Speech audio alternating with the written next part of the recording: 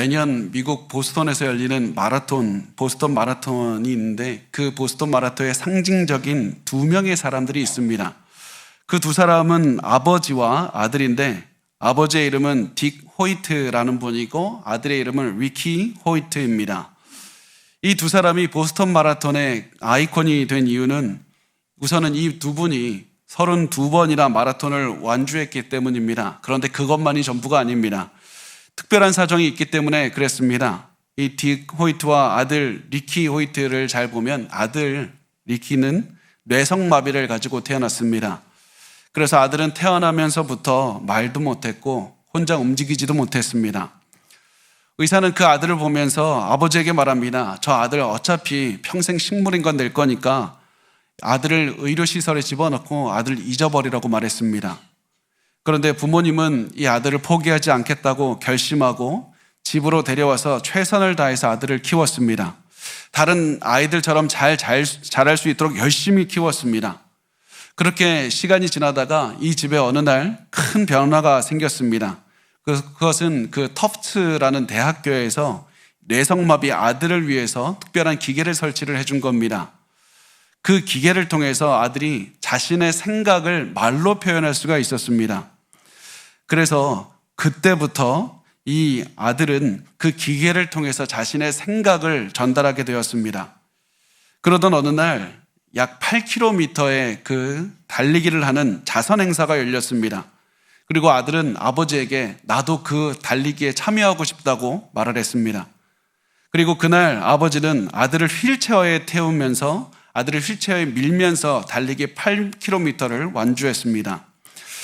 달리기를 완주한 그날 밤 아들은 아버지에게 이렇게 말합니다. 아빠, 달릴 때 저는 장애가 없는 것 같았어요.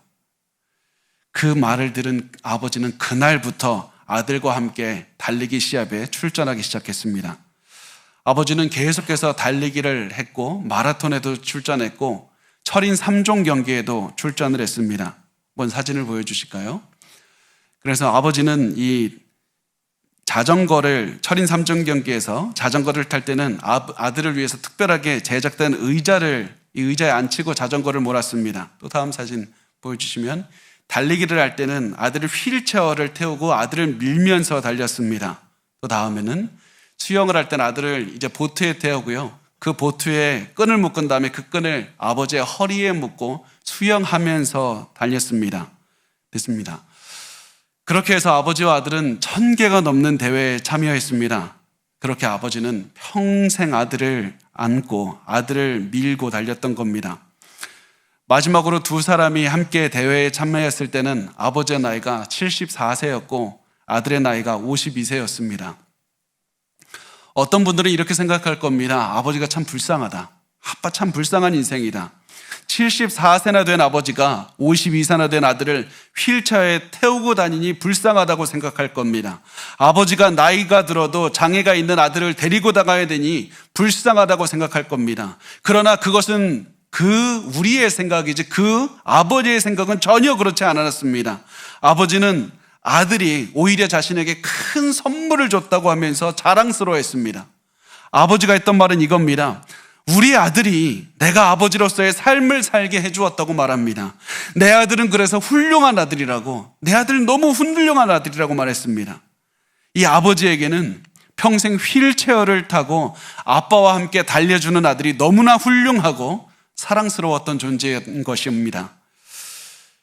여러분 스스로 한번 질문했으면 좋겠습니다. 여러분 자신을 어떻게 보고 있습니까? 많은 분들이 나 정말 불쌍하다, 나 부족하다, 나 형편없는 사람이라고 생각합니다. 나 할 줄 아는 것이 아무것도 없다고 생각합니다. 그리고 우리가 확실하게 알아야 되는 것은 그 말이 맞다는 겁니다. 우리는 죄 많고 부족한 인간이라서 우리 힘으로는 아무것도 하지 못하는 그런 보잘것없는 존재입니다. 게다가 우리는 뼛속까지 악한 사람들이라서 우리 안을 아무리 살펴봐도 선한 것이 나올 수가 없는 사람들입니다. 그래서 우리는 희망이 없는 사람들입니다. 소망이 없습니다. 아무리 우리의 마음을 자세히 살펴봐도 어떠한 소망도 발견할 수가 없는 것이 우리의 존재입니다. 그러나 우리에게 소망이 생겼는데 우리 안에서 소망을 찾은 것이 아니라 우리 밖에서 하나님께서 우리의 소망이 되신 겁니다. 하나님께서 우리의 아버지가 되어주셨고 하나님께서 우리를 사랑해 주셨고 하나님 아버지께서 우리의 삶을 이끌어 주신 겁니다. 고난 속에서 아무것도 할 수 없다고 손을 뻗치고 있을 때 그 손을 붙잡아 주신 분도 하나님 아버지가 되시고, 무기력하고 모든 것을 포기하고 싶을 때 우리를 이끌어 주신 분도 하나님 아버지가 되십니다.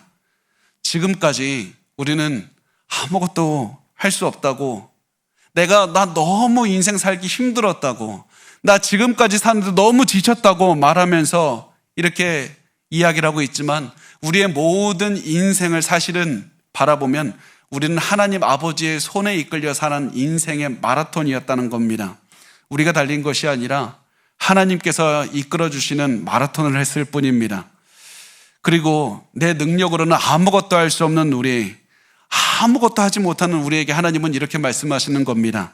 너는 정말 내 훌륭한 아들이고 딸이다. 너는 정말 내 소중한 아들이고 딸이다. 내가 너를 사랑한다고 말씀을 하는 겁니다.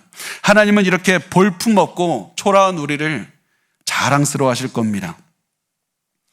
하나님은 그렇게 우리를 지금까지 이끌어 주셨고 앞으로도 우리가 인생의 경주를 마치는 그날까지 계속해서 이끌어 주실 겁니다. 이것이 우리를 향한 하나님 아버지의 사랑입니다. 이 사랑, 아버지의 사랑 때문에 우리가 아무리 큰 어려움이 와도 안심할 수 있는 것이고 기뻐할 수 있는 겁니다. 우리에게는 하나님 아버지의 사랑이 있습니다. 이 바울은 그 누구보다 이 하나님 아버지의 사랑을 잘 알고 있었습니다. 왜냐하면 자기 스스로가 하나님의 사랑을 깊이 체험했기 때문입니다.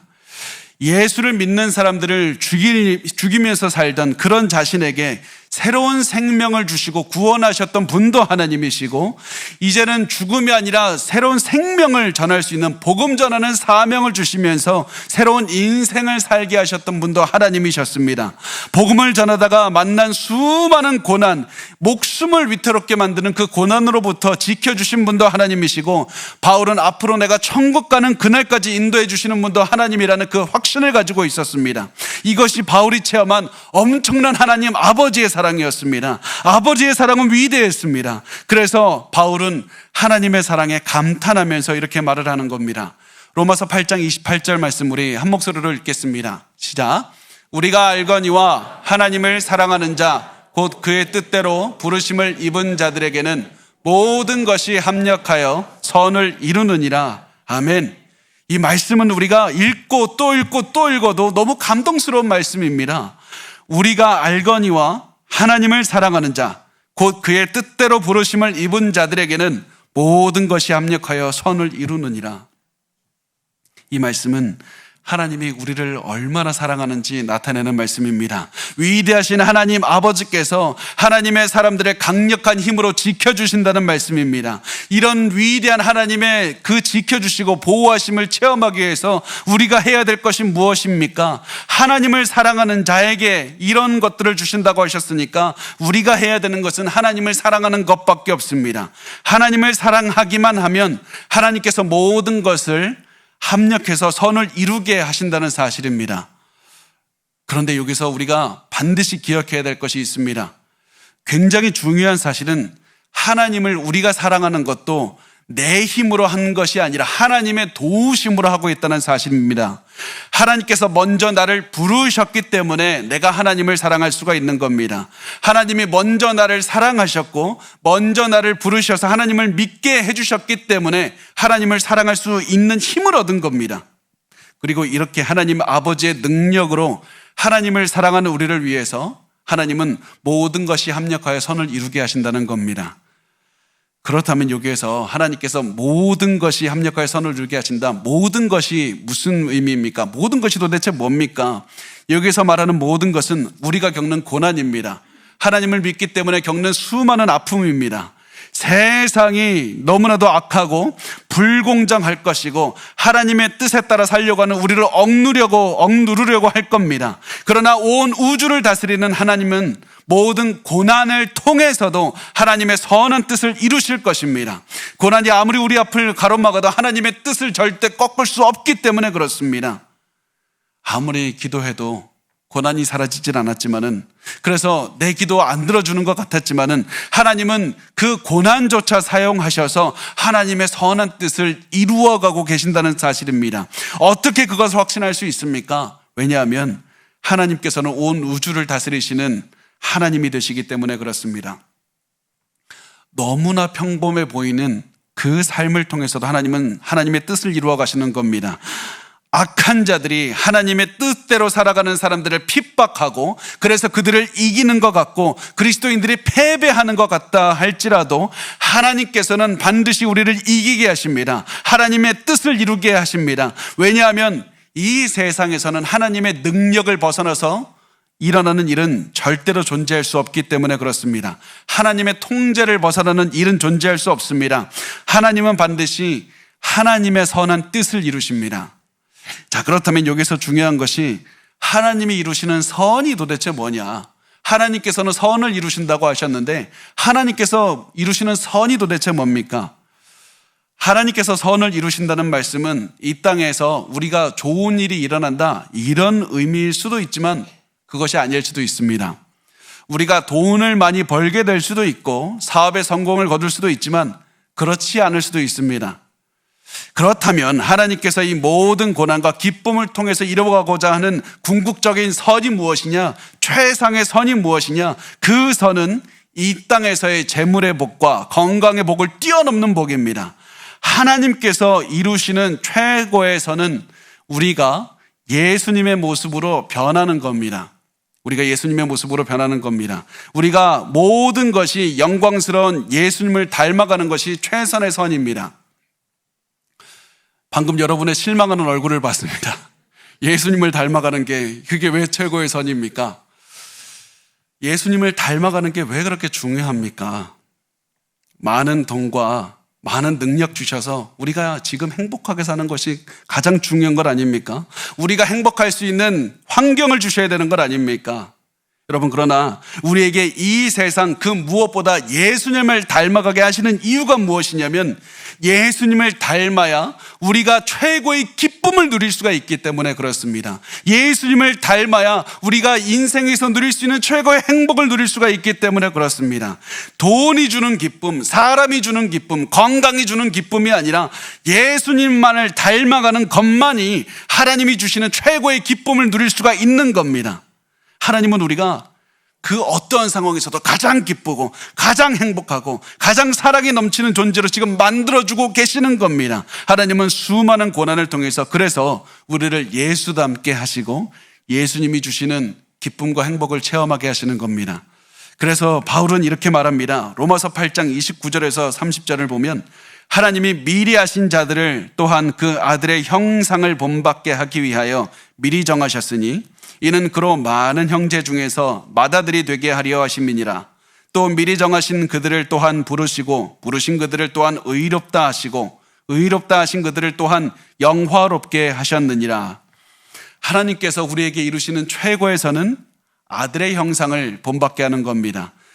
아무리 환경이 흔들려고 해도 그래서 하나님께서 우리에게 최고의 선을 매일매일 이루어가고 계시고 결국 우리가 천국에 가는 그날 이 선이 이루어질 것이기 때문에 우리가 해야 될 것이 무엇인가? 하나님을 믿고 있기만 하면 되는 겁니다. 하나님을 사랑하기만 하면 되는 겁니다. 왜냐하면 하나님은 우리를 향한 하나님의 선한 뜻을 반드시 이루시기 때문에 그렇습니다. 하나님 아버지가 이루십니다. 내 노력이 아니라 하나님 아버지가 이루어 가시는 겁니다.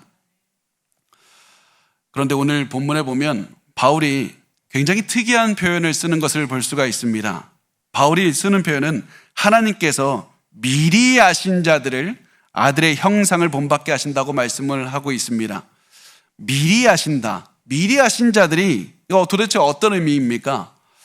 이 말씀은 하나님께서 천지를 창조하시기 전에 이미 우리를 아셨다는 의미입니다. 하나님은 이미 우리를 아셨습니다. 그리고 가만히 두면 우리가 어떠한 삶을 살 것인지, 어떠한 죄를 지을 것인지, 얼마나 비열하고 얼마나 악하게 살 것인지 다 아셨습니다. 이렇게 우리가 악하다는 사실을 보시고 나서 하나님은 우리를 버리지도 않으셨고 포기하지도 않으셨고 오히려 우리를 선택하신 겁니다. 그리고 우리와 친밀한 관계를 맺기로 결심하신 것이고 우리를 입양하셔서 양자 하나님의 자녀로 삼아 주신 겁니다. 그래서 바울은 예수님이 하나님의 맏아들이 되게 하시고 우리가 양자가 되었다고 말씀을 하고 있습니다. 그러면서 바울이 이 구절에서 다시 한번 강조하는 것이 있습니다.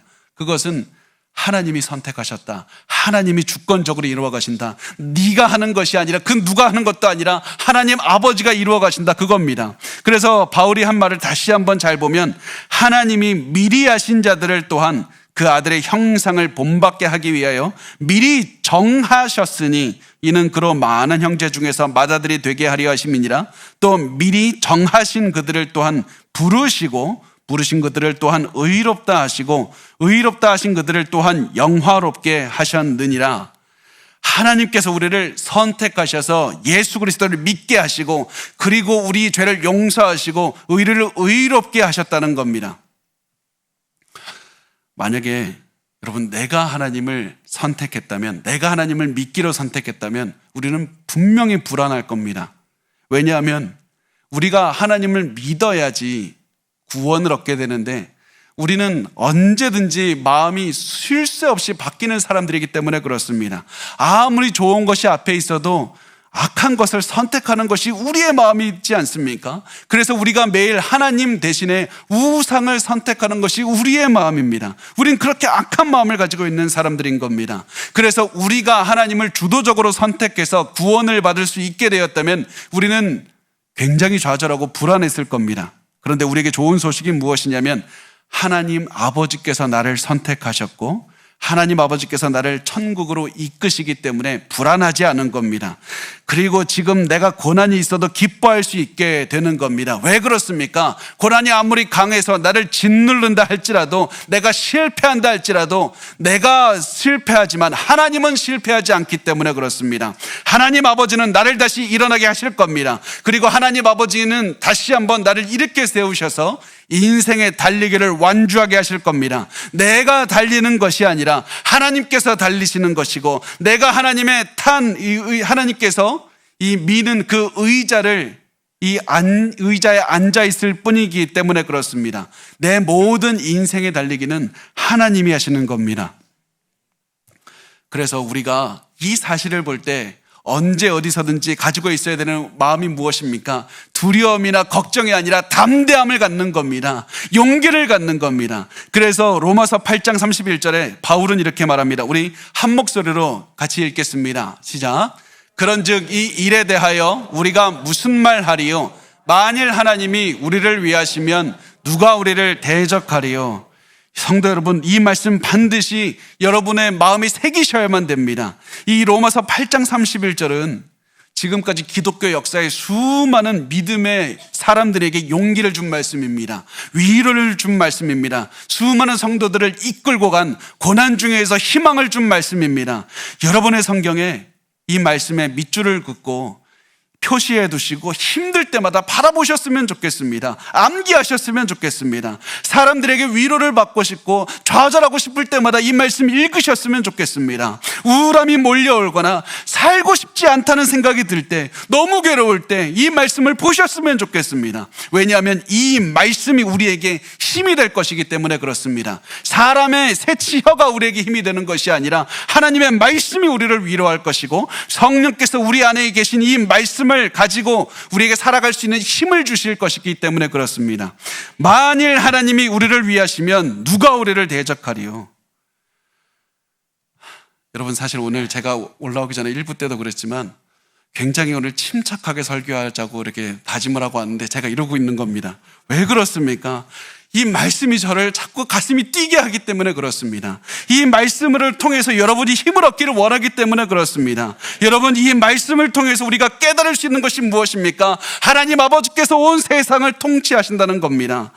우리의 인생은 하나님의 손에 달린 것이지 한낱 내 인간의 손에 달려있지 않다는 겁니다. 그래서 아무리 악한 자들이 내 인생을 망가뜨리려고 한다 할지라도 내 인생 절대 망가지지 않을 겁니다. 왜냐하면 하나님이 내 인생 움직여 가시기 때문에 그렇습니다. 내 사랑하는 하나님 아버지께서 내 인생 움직여 가시기 때문에 아무도 우리를 대적할 수가 없는 겁니다. 찰스 워ds워스라는 그 피아니스트가 있는데요. 이분이 이렇게 말을 했습니다. 잘 들어보세요. 자신의 아버지가 옳았을지도 모른다는 사실을 깨닫는 때는 보통 그 사람에게 자신이 틀렸다고 생각하는 아들이 있을 때이다. 이제 다시 한번 읽어보겠습니다. 자신의 아버지가 옳았을지도 모른다는 사실을 깨닫는 때는 보통 그 사람에게 자신이 틀렸다고 생각하는 아들이 있는 때이다. 그러니까 내가 자식을 키워보고 아버지가 걸어왔던 그 길을 걸어가 보면 아버지의 마음을 그때 이해해야 한다는 그런 말이겠죠. 지금은 내가 이해하지 못해도 시간이 지나면 아버지의 마음을 이해할 수 있다는 의미입니다. 사실 저도 이 말을 보면서 많은 것을 느꼈습니다. 그리고 이 말이 참 맞다고 생각을 했습니다. 왜냐하면 저도 어렸을 때 아버지, 지금 목회를 하고 계시는 아버지를 보면서 제가 이해하지 못하는 것들 참 많았습니다. 그런데 지금 제가 아버지가 되어보고 또 아버지처럼 담임 목회를 하고 있다 보니까 대화를 통해서 이해하는 것보다 훨씬 더 많은 것들을 이해하고 있습니다. 그런데 제가 이렇게 아버지의 마음을 이해하게 되면서 더욱더 강하게 깨닫게 되는 것이 있는데 그게 뭐냐면 하나님 아버지의 마음입니다. 하나님 아버지의 마음입니다. 제가 지금은 하나님 아버지의 마음을 이해하지 못해도 시간이 지나면 이해하게 될 것이라는 사실이 제 가슴속에 깊숙이 박혀 있습니다. 지금은 하나님이 내가 원하는 대로 내 삶을 움직여주지 않아서 불평할 때도 있고 원망스러울 때도 있지만 시간이 지나면 하나님 아버지께서 왜 나에게 그렇게 하셨는지 이해할 날이 반드시 오게 될 겁니다. 시간이 지나면 그때 내 기도에 응답해 주지 않아서 감사하다고 말할 그 날이 반드시 오게 될 겁니다. 내가 원하는 대로 내 인생을 이끌어가지 않아 주셔서 감사하다고 말할 날은 반드시 오게 될 겁니다. 왜냐하면 이 위대한 하나님은 우리를 사랑하시는 하나님 아버지가 되시기 때문에 그렇습니다. 여러분 두려워하지 마시고 하나님을 믿으시기 바랍니다. 우리의 인생은 내 손에 달려있는 것도 아니고 나를 괴롭히는 자들의 손에 달려있는 것도 아니고 우연에 달려있는 것도 아니고 그리고 어떤 환경에 달려있는 것도 아니라 하나님 아버지의 손에 달린 겁니다. 그래서 여러분 고난이 올 때마다 이렇게 크게 외치시면 됩니다. 하나님이 우리를 위하시면 누가 우리를 대적하리요? 하나님이 우리를 대적하시면 누가 우리를 대적하리요? 그런데 이 질문을 하는 우리 마음이 그렇게 편하지는 않을 겁니다. 왜냐하면 하나님이 우리를 위하시면 누가 우리를 대적하리요? 이 질문할 때 우리를 대적하는 수많은 사람들의 얼굴이 떠오를 것이기 때문에 그렇습니다. 하나님 온 세상이 나를 반대합니다. 하나님이 우리를 위하시는데 왜 이렇게 많은 사람들이 나를 대적하고 핍박합니까? 왜 이렇게 내가 많은 고난을 당합니까? 물론 세상은 우리를 어떻게 해서든지 굴복시키려고 할 겁니다. 우리를 꺾어버리려고 할 겁니다. 그러나 우리는 확신할 수 있습니다. 그들이 아무리 우리를 힘들게 해도 우리를 굴복시킬 수는 없는 겁니다. 우리를 무너뜨릴 수는 없는 겁니다. 지금 당장은 세상이 승리하는 것 같이 보여도 결국에서는 우리가 승리하게 될 겁니다. 지금 잠깐 우리 삶이 무너지는 것 같아도 결국 우리가 승리하게 될 겁니다. 어떻게 그 사실을 알 수 있습니까? 어떻게 그 사실을 확신할 수 있습니까? 그 수많은 고난을 당하면서 어떻게 우리가 결국 승리한다는 확신을 가질 수가 있습니까? 그것은 예수 그리스도를 보면 알 수가 있습니다. 우리를 위해서 우리를 대신해서 우리 죄를 대신해서 죽으신 예수 그리스도를 보면 우리가 이긴다는 확신을 얻을 수가 있는 겁니다. 그래서 바울은 이렇게 말합니다. 로마서 8장 32절에 자기 아들을 아끼지 아니하시고 우리 모든 사람을 위하여 내주시니가 어찌 그 아들과 함께 모든 것을 우리에게 주시지 아니하겠느냐. 하나님 아버지는 우리를 위해 자신의 아들조차 주셨다. 여기에서 우리가 주목해야 되는 부분이 이 32절 처음에 자기 아들이라는 말입니다. 자기 아들. 하나님께서 그냥 아들을 아끼지 않았다고 말하지 않고 하나님 자신의 아들, 자기 아들을 아끼지 않았다고 말씀을 합니다. 이렇게 말한 이유는 예수님은 양자가 아니기 때문에 그렇습니다. 독생자이시기 때문에 그렇습니다. 하나님의 가장 소중한 존재이기 때문에 자기 아들이라고 표현한 겁니다. 하나님 아버지께서는 독생자 예수 그리스도를 아끼지 않고 우리를 위해 내어주셔서 우리를 양자 삼아 주신 겁니다. 그런데 이 아버지께서 이렇게 독생자까지 내어주신 아버지께서 우리를 위해 다른 것들을 주시지 않겠느냐? 자기 아들까지 아끼지 않고 내어주신 하나님 아버지가 우리에게 다른 것들은 내주지 않겠느냐? 그러므로 당장 눈앞에 벌어지고 있는 일들 때문에 두려워하지 말라. 절대 우리의 눈을 믿지 말고, 우리의 귀를 믿지 말고, 우리의 마음속에 생겨나는 그 감정을 믿으면 안 됩니다. 마귀는 우리 눈에 우리가 실패했다는 것을 보여줄 것이고, 그래서 우리를 속일 것이고, 우리의 귀에 실패했다는 말을 들려주어서 우리를 속이려고 할 겁니다. 우리의 마음속에 실패했다는 감정을 갖게 해서 우리를 포기하게 하려고만 할 겁니다. 그러나 절대 그것에 속으면 안 됩니다. 왜 그렇습니까? 승리는 이미 우리 것이기 때문에 그렇습니다. 승리가 우리 것이라는 사실은 변함이 없기 때문에 그렇습니다. 그래서 비록 우리가 사자굴에 들어간다 할지라도 우리는 이미 승리한 것입니다. 비록 사람들이 우리를 박해한다 할지라도 우리는 승리한 것입니다. 질병이 우리의 몸을 힘들게 한다 할지라도 우리는 이미 승리한 겁니다. 왜냐하면 그 어떤 것도 우리를 사랑하시는 하나님 아버지의 능력을 넘어설 수가 없기 때문에 그렇습니다. 하나님 아버지가 우리의 인생을 이끌고 계시기 때문에 우리는 승리한 것입니다. 그러므로 사탄이 아무리 우리를 공격해도 안심할 수 있습니다. 사탄이 우리를 공격해도 안심할 수 있습니다. 그래서 바울은 이렇게 말합니다. 33절과 34절에 보면 누가 능히 하나님께서 택하신 자들을 고발하리요? 의롭다 하신 이는 하나님이시니 누가 정죄하리요? 죽으실 뿐 아니라 다시 살아나신 이는 그리스도 예수시니 그는 하나님 우편에 계신 자요 우리를 위하여 간구하시는 자시니라. 사탄이 우리를 하나님께 고발할 겁니다. 사탄은 재판정에 서서 우리가 지금까지 지은 모든 죄를 나열할 겁니다. 그러면서 우리에게 이렇게 큰 죄가 있으니까 이 자는 지옥에 가는 것이 마땅하다고 말할 겁니다. 그리고 그때 우리는 아무런 말도 할 수 없을 겁니다. 왜 그렇습니까? 사탄이 하는 말이 사실이기 때문에 그렇습니다.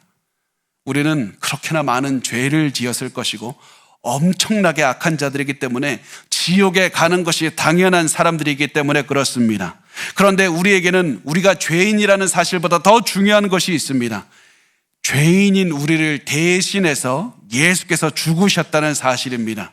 우리가 지옥에 가야 되는데 우리 죄를 위해서, 우리를 대신해서 예수님께서 십자가에서 죽으셨습니다. 그런데 예수님은 죽음에 머물러 있는 것이 아니라 죽음을 이기시고 부활하시고 승천하신 다음에 하나님 보좌 우편에 앉으셨습니다. 예수님이 하나님 보좌 우편에 앉으셨다는 말의 의미는 예수님께서 온 세상을 다스리는 권위의 자리에 앉으셨다는 의미이고, 그리고 온 세상을 심판하시는 재판장이 되신다는 의미가 됩니다. 예수님께서는 우리를 판단하시는 판사가 되실 뿐만 아니라 또 변호사가 되어주시는데, 이것이 예수님을 우리를 위해서 간구하신다, 우리를 변호하는 변호사가 되어주신다는 말씀의 의미가 됩니다. 우리를 대신해서 죽으신 그리스도께서 우리의 모든 죄값을 갚았다는 변호사가 되어주실 뿐만 아니라 판사가 되어서 우리 죄 없다고 판결을 내려주실 것이라는 사실입니다. 그래서 바울이 내리는 결론이 무엇입니까? 그 누구도 우리의 구원을 막을 수가 없다는 겁니다. 그 누구도 우리를 향한 하나님 아버지의 선한 계획을 막을 수가 없다는 겁니다. 세상 그 누가 와서 막아도 하나님의 선한 뜻을 막을 수가 없는 겁니다. 그래서 바울은 이 사실을 강조하면서 이렇게 말합니다. 35절에서 37절을 보면 누가 우리를 그리스도의 사랑에서 끊으리요? 환난이나 곤고나 박해나 기근이나 적신이나 위험이나 칼이랴. 기록된 바 우리가 종일 주를 위하여 죽음을 당하게 되며 도살당할 양같이 여김을 받았나이다 함과 같으니라. 그러나 이 모든 일에 우리를 사랑하시는 이로 말미암아 우리가 넉넉히 이기느니라. 그 어느 것도 그리스도의 사랑에서 우리를 끊을 수 없습니다. 그리고 나서 바울은 무엇을 말하냐면 우리를 사랑해서 끊을 수 있다고 생각하는 사람들이 그렇게 생각하는 강력한 것들을 열거합니다. 환난이나 공고나 박해나 기근, 적신, 위험, 칼, 이 모든 것들, 세상에 일어나는 엄청난 고난을 의미합니다. 사람의 힘으로는 도저히 이겨낼 수 있는 이 어려움을 말합니다. 바울은 이 모든 것들을 나열하면서 우리에게 말합니다. 세상에는 항상 우리를 대적한 악한 세력이 존재할 것이다. 고난이 너무 심해서 내가 그리스도의 사랑에서 끊어졌다고 생각이 들 때도 있을 것이다. 그러나 절대 두려워하지 말라. 왜냐하면 예수 그리스도께서 우리를 대신해서 죽으셨기 때문이라. 그리스도께서 죽음에서 부활하셨고, 그리고 그분이 승천하셨고, 그분이 우리를 사랑하신다는 겁니다. 그러므로 바울이 내리는 결론은 우리가 넉넉히 이기는 것이다. 우리가 넉넉히 이기는 것이다. 바울이 넉넉히 이긴다고 표현한 헬라어가 그 원어를 보면 그 후페니카오라는 말입니다. 후페니카오라는 말인데, 이 말은 단순히 그냥 이긴다는 말이 아닙니다. 이 영어를 제가 써서 표현하면 슈퍼 승리자, 슈퍼 정복자, 이렇게 표현을 할 수 있을 만큼 이런 단어입니다. 우리가 정복자, 승리자 그 이상의 존재라는 겁니다. 엄청난 존재가 된다는 겁니다. 그리고 바울은 이 사실을 분명히 교리적으로 머리로 잘 알고 있었습니다. 지식적으로 알고 있었습니다. 그리스도께서 죽음의 권세를 이기고 부활하셨기 때문에 우리도, 예수 그리스도를 따르는 우리도 모든 죽음의 능력, 사망의 능력을 이길 수 있다는 사실을 머리로 알고 있었습니다. 그러나 바울은 이 사실을 머리로 알고 있었을 뿐만 아니라 몸으로도 직접 체험했습니다. 왜냐하면 바울 직접 복음을 전하면서 수없는 고난을 당했기 때문에 그렇습니다. 그런데 그 고난의 순간마다 하나님의 도움을 체험했습니다. 그리고 그때마다 모든 것을 넉넉하게 이기게 하시는 하나님의 능력을 체험했습니다. 바울은 그 놀라우신 하나님의 능력을 그래서 자신의 몸으로 알고 있었던 겁니다. 그리고 바울은 자신의 모든 것들이 이기게 하시는 그리스도의 사랑을 생각할 때 가슴이 벅차올랐습니다. 기쁨과 감동으로 넘쳐났습니다. 자신을 살려주신 그리스도의 사랑으로 가슴이 가득 찼습니다. 그래서 바울은 이제부터 자신이 경험한 그 사랑을 갑자기 감탄하면서 쏟아내기 시작합니다. 그래서 바울이 하는 말을 보면 지금까지는 바울이 하는 말의 주어가 우리였지만은 이제부터는 주어가 나로 바뀝니다. 내가 경험한 것, 자신의 경험을 기반으로 확신을 가지고 감동을 가지고 말하는 겁니다. 우리 그 로마서 8장 38절에서 39절 우리 한 목소리로 읽겠습니다. 시작. 내가 확신하노니 사망이나 생명이나 천사들이나 권세자들이나 현재일이나 장래일이나 능력이나 높음이나 깊음이나 다른 어떤 피조물이라도 우리를 우리 주 그리스도 예수 안에 있는 하나님의 사랑에서 끊을 수 없으리라. 아멘.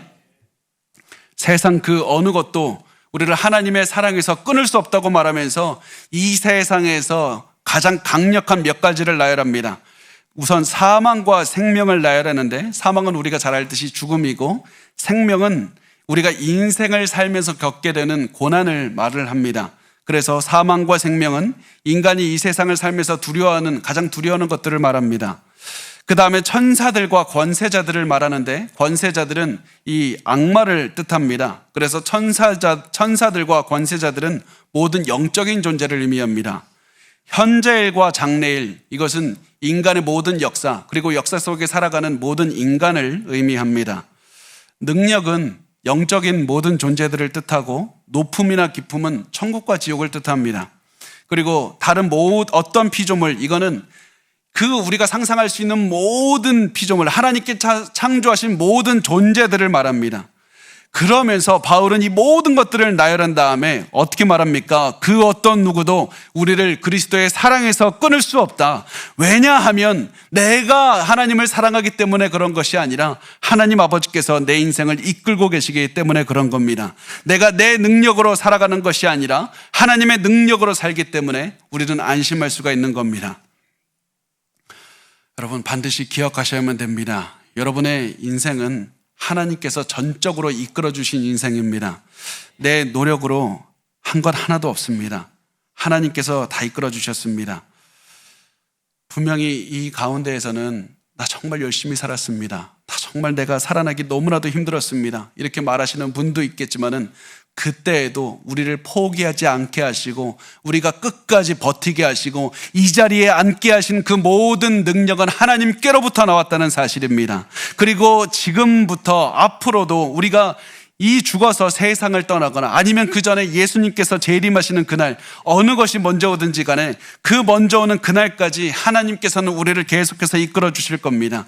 그래서 우리가 해야 되는 것은 앞으로도 하나님을 사랑하고 하나님을 믿고 의지하는 것밖에 없습니다. 하나님을 사랑하는 마음을 가지고 믿고 의지하면 됩니다. 그런데 우리 이 세상 결코 살기 쉽지 않을 겁니다. 우리 마음을 계속해서 힘들게 하고 시험을 주는 것이 세상입니다. 그래서 너무 힘들고 포기하고 싶고 자책하는 마음 들고 우울하고 두려울 때 올 겁니다. 이때 어떻게 해야 됩니까? 이때 제가 보통 세 가지 방법을 말씀을 드리는데 오늘은 다르게 세 가지 말씀만 우리가 다시 한번 읽으면서 그 말씀을 우리의 가슴 속에 새겼으면 좋겠습니다. 여러분의 머리에 넣고 이 말씀에 줄을 치시고 책갈피를 해두시고 항상 읽으시고 여러분의 머리에 넣고 여러분의 마음에 넣고 여러분의 생각 속에 넣어야만 됩니다. 그래서 내가 죽을 것 같이 힘들 때 이 말씀을 기억해내야만 되고 내 마음이 너무 아플 때도 반드시 이 말씀을 기억해내야만 되는 겁니다. 첫 번째 말씀 로마서 8장 28절 말씀입니다. 우리 같이 읽겠습니다. 우리가 알거니와 하나님을 사랑하는 자 곧 그의 뜻대로 부르심을 입은 자들에게는 모든 것이 합력하여 선을 이루느니라. 아멘. 두 번째 로마서 8장 31절 같이 읽겠습니다. 시작. 그런즉 이 일에 대하여 우리가 무슨 말을 하리요? 만일 하나님이 우리를 위하시면 누가 우리를 대적하리요? 아멘. 로마서 8장 37절 같이 읽겠습니다. 시작. 그러나 이 모든 일에 우리를 사랑하시는 이로 말미암아 우리가 넉넉히 이기느니라. 아멘. 이 말씀이 우리의 마음속에 있는 한 세상은 절대 우리를 넘어뜨릴 수 없을 겁니다. 왜냐하면 우리의 마음을 이 말씀으로 가득 채우고 있기 때문에 어떠한 두려움과 괴로움과 우울함과 억울함과 외로움은 우리의 가슴을 채울 수가 절대 없을 겁니다. 왜냐하면 이 말씀을 기억하고 있으면 내 인생 내가 걸어가는 것이 아니라 하나님 아버지가 이끌고 가고 계시다는 사실을 기억하게 될 것이기 때문에 그렇습니다. 나는 지금 하나님 아버지가 밀고 있는 의자에 앉아 있을 뿐입니다. 그 의자에 앉아서 하나님 아버지를 보면서 감탄하고 사랑하고 하나님을 믿고 의지하기만 하면 되는 겁니다. 여러분 하나님을 기억하십시오. 그러면 인생에 살아갈 힘이 생길 겁니다.